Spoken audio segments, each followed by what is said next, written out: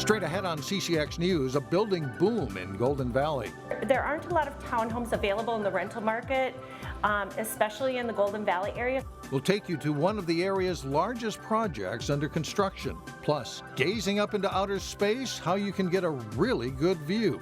And honoring a Golden Valley resident who has served up nourishment for both the body and soul. CCX News starts right now. Hello, everyone, and thanks for joining us. Those stories in a moment. But first, a St. Paul woman is in police custody following a high-speed chase in Brooklyn Center. MnDOT cameras captured this video of a car traveling at a high speed down Brooklyn Boulevard Sunday afternoon. The State Patrol says the driver was going 83 miles per hour and wasn't wearing a seatbelt. She fled from authorities when they tried to pull her over. When the driver tried to get onto Interstate 694 from Brooklyn Boulevard, a state trooper performed a pit maneuver, causing the driver to spin out into the ditch. The driver was taken into custody and booked into the Hennepin County Jail for fleeing police in a motor vehicle. Charges are pending. The city of Plymouth will hold a special council meeting Tuesday night to consider using body cameras for its police force. Cities like Brooklyn Park and Brooklyn Center have started using body cameras, while Crystal is in the process of rolling them out. Some see body cameras as a way to improve police transparency. Others say they're not a complete representation of what an officer might see in the field. Another potential drawback is the cost. Plymouth would have to budget between $285,000 and $320,000 for the first 2 years of implementing them. The city of Brooklyn Center plans to take action this week to address what it calls a hazardous building. A property in the 7200 block of Fremont Avenue North is vacant and considered a public health nuisance. The city previously inspected the property and it was found to have garbage strewn around the interior with no working plumbing in the bathrooms. Some of the problems have since been remedied. The city says there is still another $17,000 worth of cleanup that needs to be done. In a couple of months, the community gym and fitness center at Robbinsdale Middle School will have a completely new look. Construction started last week on renovating the facility. Some of the upgrades include a renovated basketball gym, new cardio equipment in the weight room, and higher ceilings. Cost of the project is $240,000, which includes a $70,000 grant from the Hennepin Youth Sports Program. When finished, the improvements will benefit area kids. Yeah, that's a hope, to bring in more kids. We're working with some of the local youth associations, just giving them some special prices to come in there and use the equipment. That's our hope, is to bring a lot more kids in and, you know, of course, and bring more people from the community just in general. The project should be completed in late August. Sunday was a long-awaited festival for thousands of area Muslims. Allahu Akbar, Allahu Akbar, Allahu Akbar, walillah. It's the end of a Ramadan celebration. We've been fasting for 30 days and from sunrise to sunset. And this is the conclusion of the month of Ramadan, and this is a big festival for us. Eid marks the end of Ramadan, the Muslim holy month which commemorates the Prophet Muhammad learning the first passages of what would become the Quran. During Ramadan, Muslims fast from dawn to dusk and give to charity. And Eid is a relief to the austerity. Hundreds of Muslims gathered at Plymouth's Hildy Performance Center for prayers and a celebration involving friends, family, and fun. My family's here, my parents are here. Like I said, close to 2,000 people will be here. Ali says anyone interested in learning more about the Muslim faith is welcome to stop by their community center in Plymouth. For years, Golden Valley resident Rose McGee has helped heal the hurts of the community. And now she's being named Person of the Year by the Rotary Club. Reporter Sonia Goins has more on her sweet story. We first start with sweet potatoes that have been cooked, not out of a can. Rose McGee could probably make a sweet potato pie in her sleep. Okay. She's been baking since she was a little girl. Sweet potato pies are a part of Black culture and tradition. When something happened to somebody, we took something to them. we made something for them. Many ingredients go into making sweet potato pies. Cinnamon, nutmeg, and a tad bit of ginger. There's also a huge helping of love and compassion. After the 2014 riots in Ferguson, Missouri, Rose decided to drive hundreds of miles to deliver dozens of desserts to protesters and bystanders. There's just something nourishing about a sweet potato pie. The pies were nourishment not only for the body, So there we have it. but the soul. We have to start healing.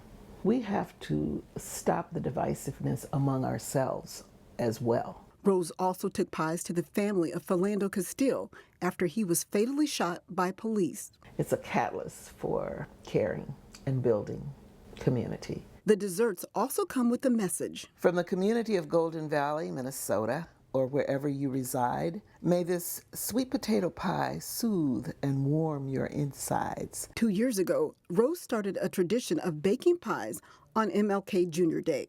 She teamed up with the church from Golden Valley to do the baking. And we make the number of pies that Dr. King's age would have been. Like this year, we made 88 pies. After the pies are baked, volunteers chose whom to give a pie to. Then folks had conversations about race and social injustice. The essence of anything is getting to the heart of a person's concern. Rose is humble as pie. It makes me feel a great sense of hope. She says all the hard work is worth it if she can open up dialogue and help people to heal. We're all in this together, and if that can be brought over a piece of pie, then let's do it. In Golden Valley, Sonia Goins, CCX News. Ironically, Rose doesn't actually like to bake. She says this is a calling from God. She'll be honored by the Golden Valley Rotary Club on Tuesday morning. And we have more on the sweet potato comfort pie on our website, ccx.org. Still ahead on CCX News, we'll take you to the center of a building boom in Golden Valley. That's next in Business Matters. Plus, Maple Grove High School tennis players will have new courts when the fall season rolls around. We'll have those details in sports. But first, warmer on Tuesday. Temperatures approach 80.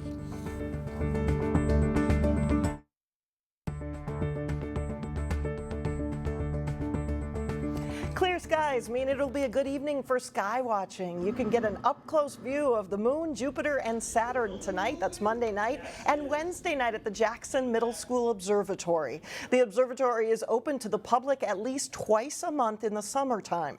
You may think you've seen the planets before, but observatory coordinator Ron Schmidt says there is nothing like seeing it live through a telescope. Getting a look through a telescope is you see the world, you see the universe in an entirely different light. I mean, people consider seeing, you see pictures like this all the time on the internet, but to have the light from this thing actually come, trillions of miles and slam into your retina is a whole new experience. I mean, to meet Saturn personally, this light is bouncing 1 billion miles out and 1 billion miles back. You can even take pictures of planets through the telescope with your cell phone. This is what the sun looked like Monday using a special filter on the telescope. The viewing runs from 8 to 10 o'clock tonight, Monday evening, and Wednesday night. There's more information about weather and how to get to the observatory on the Jackson Middle School website. More senior housing construction could soon begin in Maple Grove. A development group owned by the Pollad family, the owner of the twins, is proposing more than 100 units of senior housing on a site southeast of Main Street and Weaver Lake Road near the Arbor Lake shopping area. The project, called Applewood Pointe of Maple Grove, is located just east of an assisted living senior housing complex called Silver Creek on Main. This new development involves 4 sale units in a cooperative-style ownership. The project still needs City Council approval.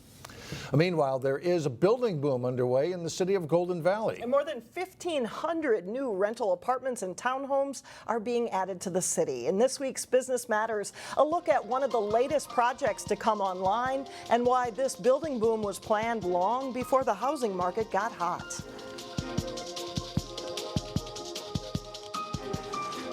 So this is our 2-bedroom townhome, and it's 1,550 square feet. As heavy-duty construction rolls on outside, We're really excited. Kate Christensen stands right in the middle of a unique rental housing project in Golden Valley. There aren't a lot of townhomes available in the rental market, especially in the Golden Valley area, so we wanted to offer that to the residents. On several acres of land located along Winnetka Avenue and Medicine Lake Road, The new rental community called The Liberty is rising with 55 townhomes and 187 apartments. With its name, The Liberty pays homage to the site where the Golden Valley VFW used to be. We're going to have a Liberty Lounge, and our clubhouse is going to be called Club Liberty. So we're excited to have some old photos of the Golden Valley, kind of historical photos of the neighborhood of Golden Valley. When the first round of rental townhomes opens August 1st, they'll join recent projects such as the millennial-driven Hello Apartments that opened in June along Highways 55 and 169, and the Arcata luxury apartments that opened along the 394 corridor a few years ago. And there's several more apartment projects under construction for the next 2 years. In the last 4 years, we've probably approved about 1,600 units of rental housing. There's probably 6 to 7 different projects, some pretty large, some fairly small, but all kind of contributing to that overall number. The city's planning manager says the apartment building boom was being planned during the recession, as the first ring suburb was poised for growth and had some unique opportunities to redevelop land. A lot of the developments happened, if not all of it, has happened on sites that were sitting vacant because a business had left. Much of Golden Valley's new rental construction is taking place near the 394 and Highway 100 corridor. But neighborhood projects such as the Liberty have a unique appeal. The townhomes will have solar panels to offset electric expenses. The Liberty expects to draw a wide range of residents. We have some millennials, we have some empty nesters, and so we expect that our demographic of our residents here will be very eclectic, all different age groups. The Liberty Apartments will be available for rent in November. The entire project will be completed by early spring. Up next, many fond memories for a generation of Harry Potter fans. But first, highlights from the Play Ball Minnesota All-Star Baseball Tournament. John Jacobson is in next.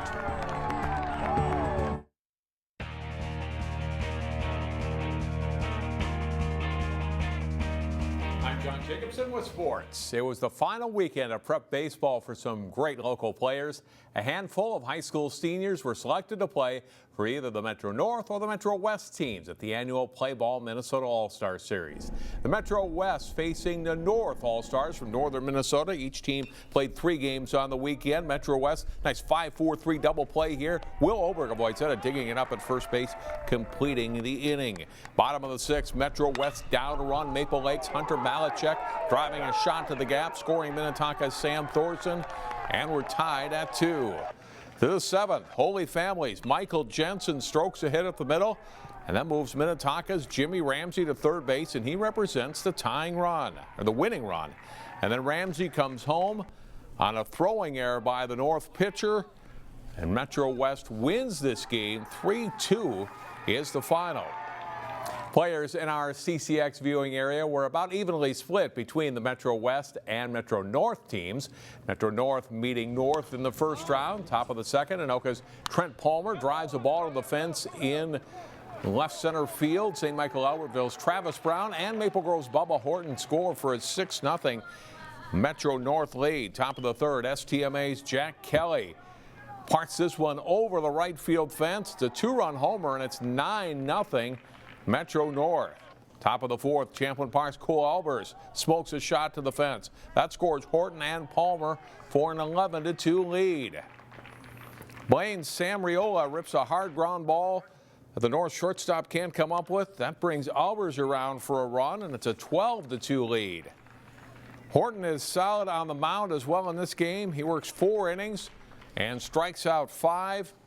Metro North goes on to win this game 15-3.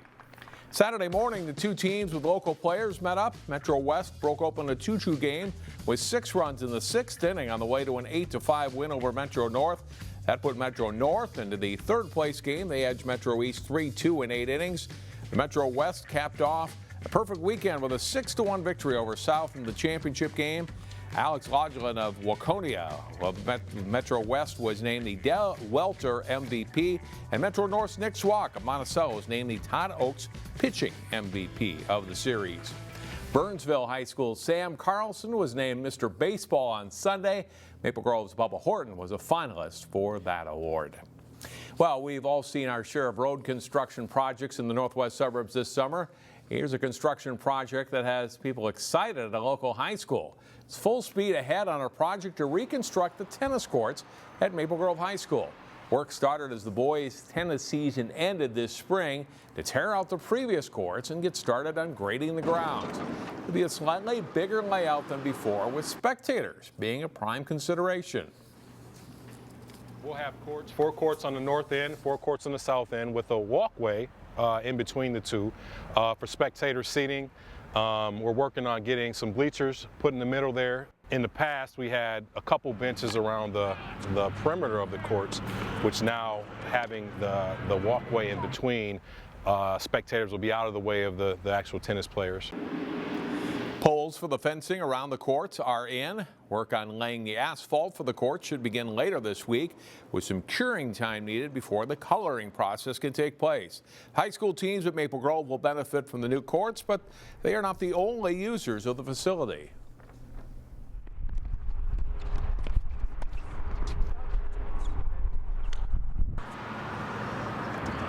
The project is on target to be completed in time for the start of the girls' tennis practices in mid-August. Maple Grove Middle School courts are the backup plan if not ready in time, with Osseo and Park Center's courts also possibilities if needed. That's all for sports. Mike and Alex, back to you. All right, big project. Thanks a lot, John. Up next, it's a How I Met Your Mother story. It's really cool, the Harry Potter tale that turned into a wedding and a whole lot more.